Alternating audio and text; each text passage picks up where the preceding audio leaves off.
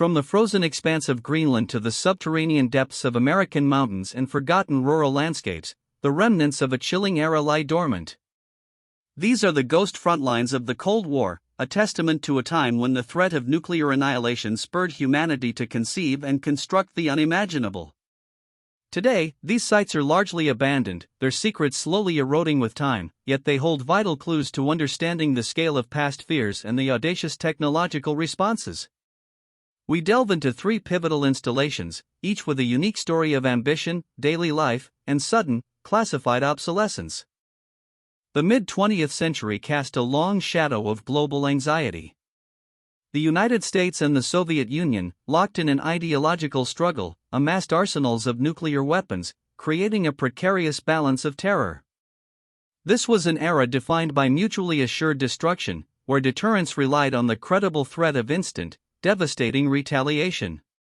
To safeguard national security and project power, America embarked on extraordinary feats of engineering, creating hidden bastions designed to withstand the unthinkable and ensure survival. These were not just military bases, they were monuments to fear, hope, and human ingenuity. Our journey begins in the desolate heart of Greenland, home to one of the most audacious military projects ever conceived, Project Iceworm. The year was 1959. The goal? To construct a vast, subterranean network of tunnels and facilities entirely within the Greenland ice sheet.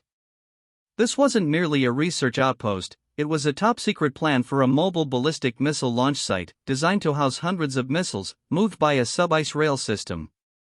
A truly covert operation, its public face was Camp Century, a scientific research station exploring Arctic conditions. Constructing Camp Century was an engineering marvel.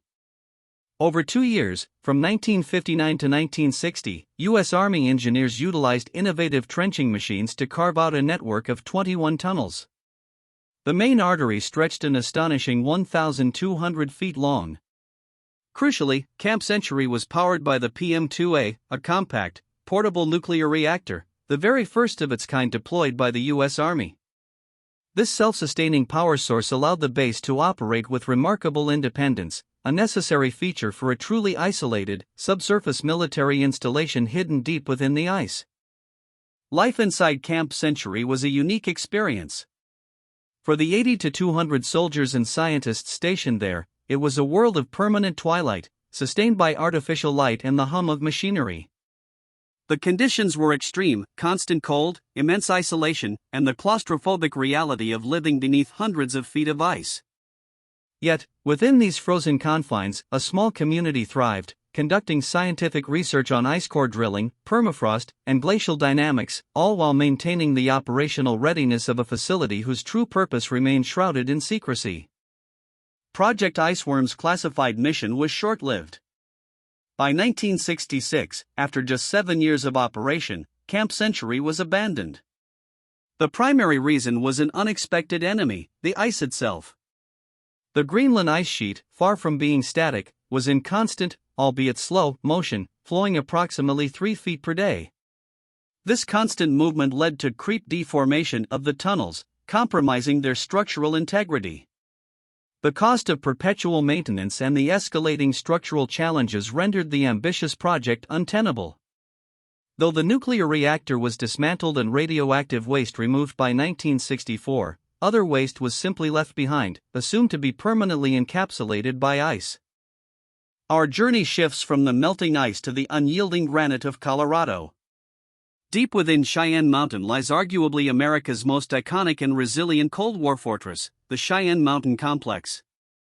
Constructed between 1961 and 1966, this gargantuan installation was built to be the nerve center of NORAD, the North American Aerospace Defense Command, capable of withstanding a direct nuclear strike. Its purpose was clear: provide uninterrupted command and control capabilities, even in the event of an all-out nuclear war, ensuring America's ability to respond. The engineering behind Cheyenne Mountain is legendary. To protect against the immense force of a nuclear blast, the complex is shielded by 25-ton blast doors, designed to seal shut in seconds. Inside, 15 individual buildings, some up to 3 stories tall, are not directly connected to the mountain rock. Instead, they rest on a massive system of 13-18 giant coil springs, isolating them from seismic shockwaves.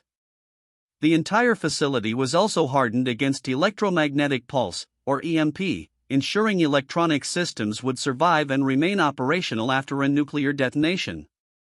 It was a self-contained city, built to endure.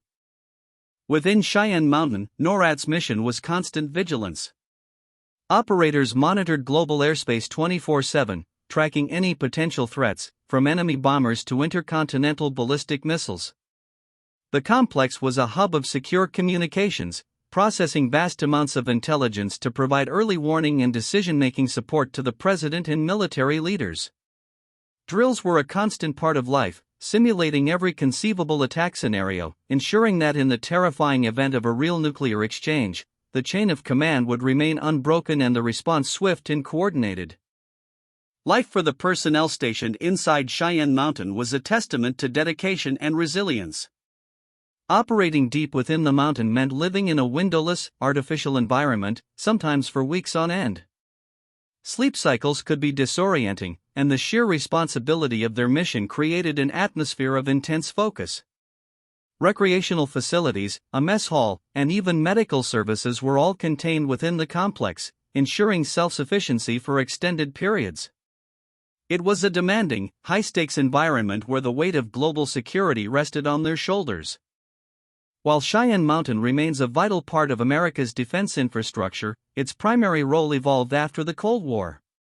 With the shift from a direct nuclear standoff with Russia to more diffuse threats, and the increasing cost of maintaining such a massive facility, many of NORAD's day-to-day operations moved to nearby Peterson Air Force Base. Today, Cheyenne Mountain serves primarily as a highly hardened backup command center and a critical hub for space-based operations, its legendary blast doors still capable of sealing the future of a nation behind granite and steel, ready for any eventuality. Beyond the ice and the mountain, another, more dispersed layer of defense lay hidden, the Titan II intercontinental ballistic missile, ICBM, silos. Scattered across rural landscapes in Arizona, Arkansas, and Kansas, these 54 complexes were a critical component of America's nuclear triad, providing a rapid response land-based deterrent. Each complex consisted of a subterranean control center connected to a massive, vertical missile silo, housing a fully operational Titan II missile, ready to launch at a moment's notice. They were silent sentinels, hidden in plain sight, waiting for the call. At the heart of each silo stood the LGM-25C Titan II, an engineering marvel of destructive power. Standing over 100 feet tall, these two-stage liquid-fueled rockets carried a W-53 warhead, boasting a yield of 9 megatons. To put that into perspective, it was approximately 600 times more powerful than the atomic bomb dropped on Hiroshima. This immense destructive capability ensured the Titan II's role as a potent deterrent. The very existence of these subterranean monsters, armed and ready, served as a stark warning to any potential aggressor. Each Titan II complex was a self-contained microcosm of Cold War readiness. Deep underground, a control center housed the missile combat crew, a two-man team responsible for maintaining and, if ordered, launching the missile. These facilities were designed to protect the crew from direct nuclear attack, allowing them to execute their devastating mission. Living conditions were Spartan, but functional, with everything needed for a sustained period of alert. The weight of potential global annihilation rested squarely on the shoulders of these isolated crews. Operating a Titan II was governed by the strictest protocols, most famously the two-man rule. This mandate required 2 authorized personnel to be present and simultaneously turn their launch keys to initiate a launch sequence, preventing any single individual from unilaterally firing a nuclear missile. Constant drills kept crews sharp, simulating attack scenarios and ensuring precise execution under extreme pressure. For these crews, 24/7 alert was not a concept, but a lived reality, a constant state of readiness in anticipation of the world's most terrifying call.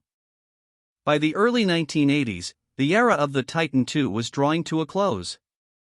Several factors led to their deactivation, completed by 1987.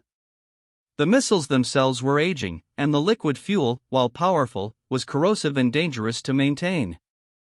Furthermore, geopolitical shifts and the signing of the Strategic Arms Reduction Treaty, START-I, between the US and the Soviet Union signaled a move away from such numerous and vulnerable fixed-site ICBMs.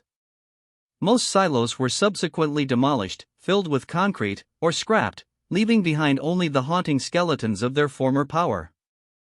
Today, few Titan II silos remain. The preserved Titan Missile Museum in Tucson, Arizona, stands as a rare exception, offering a glimpse into this past. However, most others are either demolished or left to decay, becoming dangerous relics. While very rare, some abandoned sites still pose risks, from unexploded ordnance left behind to potential chemical contamination from the corrosive liquid fuels.